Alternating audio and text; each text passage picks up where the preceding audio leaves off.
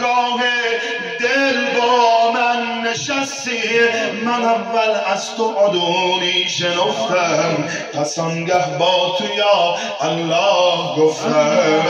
به نفس خیش دم سازم مگردان، تو گفتی آمدم بازم مگردان. من به نفس خیش دم سازم مگردان، تو گفتی آمدم بازم مگردان.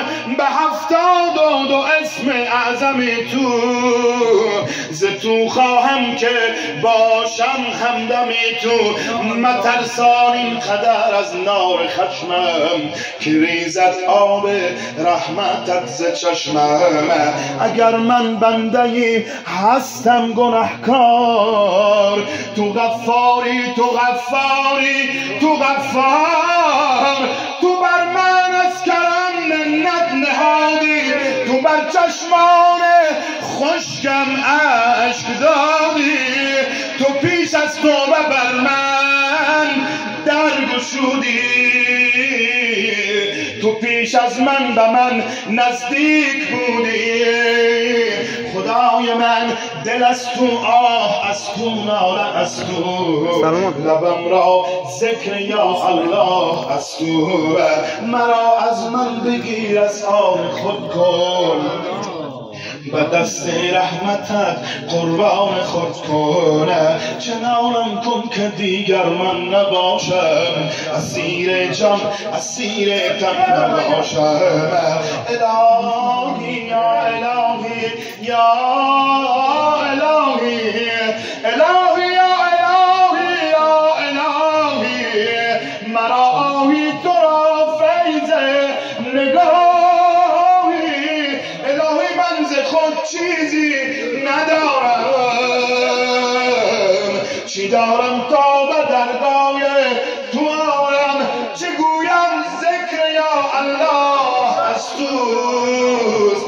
اگر آهی کشم آن آه از توست.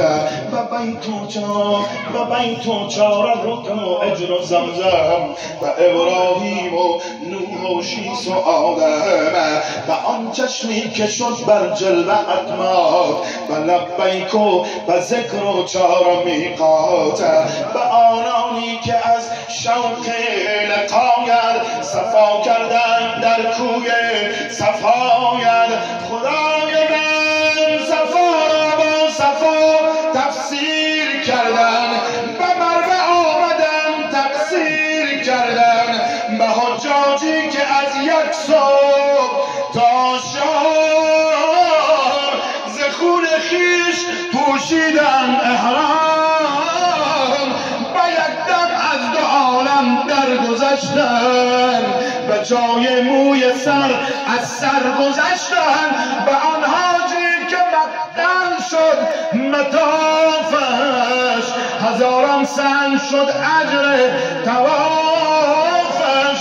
به آن حاجی که خونش زمزمش بود، آتش مانند آتش همدمش شد. به آن حاجی که با رأس بریدن 40 منزل صفا و مروه دیدن.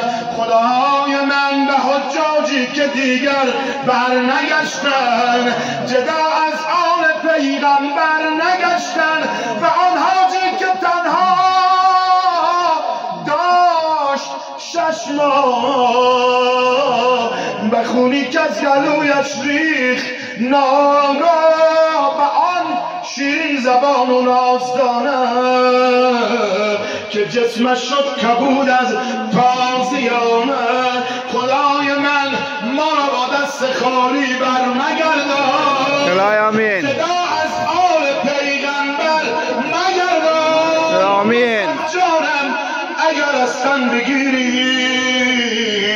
مبادا اشک را از من بگیری. خدای من تو میدانی بود خالی سویم، بود اشکم تمام آبرویم. بدم اما وجودم با حسین است، و صورت نقش اشکم یا حسین است. دریاب خستگان غم راز حادثات، ای دستگیر پیر و جوان یا علی مدد بلند صلوات. سلام محمد و آل محمد.